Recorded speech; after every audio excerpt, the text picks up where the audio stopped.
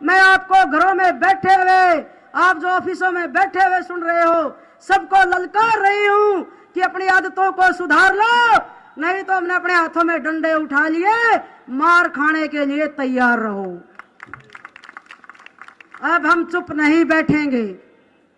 मैं बोलना तो और बहुत चाहती थी, लेकिन मेरी मजबूरी है, क्योंकि मैं आयोजक हूं, मैं मेजबान हूं, आप सब मेरे मेहमान हैं, और जब मेहमान आते हैं तो उनकी ज्यादा इज्जत होनी चाहिए। मैं अब आपका ज्यादा समय नहीं लूंगी। डॉक्टर उदित राज जी जो हमारे बीच में बैठे हैं, बाबा साहब के बाद, साहब काशीराम जी के बाद, अगर दलितों को कुछ दिया है, कोई अधिकार दिया है, अगर सम्मान से जीने का हक दिया है, तो उसके लिए लड़ाई किसने लड़ी? अपनी कमिश्नरी इनकम टैक्स अफसर कितना कमाता है बताओ? अगर चाकू मारे तो एक दिन में 1 करोड़ रुपए कमा सकता है इनकम टैक्स अधिकारी। लेकिन ये तो ईमानदार रहते हैं, ईमानदारी से। इनकी मिसेज भी कमिश्नर है। अपनी नौकरी को लात मार के अपने समाज को बचाने के लिए, सम्मान स्वाभिमान देने के लिए, अरे नौकरी छोड़ के ये आपको बचाने के लिए देश में निकले हैं।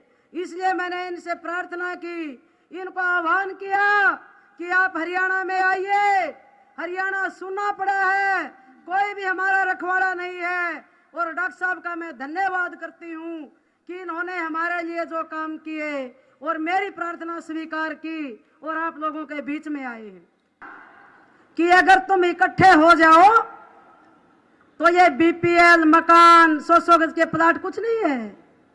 ये तो आप लोगों को भीख दे रखी, भीख। ये कुछ नहीं है। असली अधिकार हमारा क्या है सोच लो। असली हक जो हमारा है वो हमारे नौजवान भाइयों का रोजगार है, रोजगार। जिसको रोजगार मिल जाएगा, हमने सरकार की भीख नहीं चाहिए, हमें मिड डे मील नहीं चाहिए, हमें बीपीएल नहीं चाहिए। हमारी डिमांड है कि हमारे भाइयों को रोजगार मिले।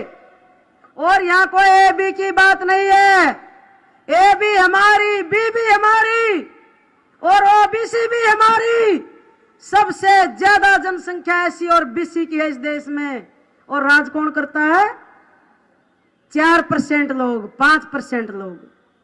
अभी मैं डॉक्टर साहब से एक जिक्र कर रही थी, आज से 65 साल पहले जब देश आजाद हुआ,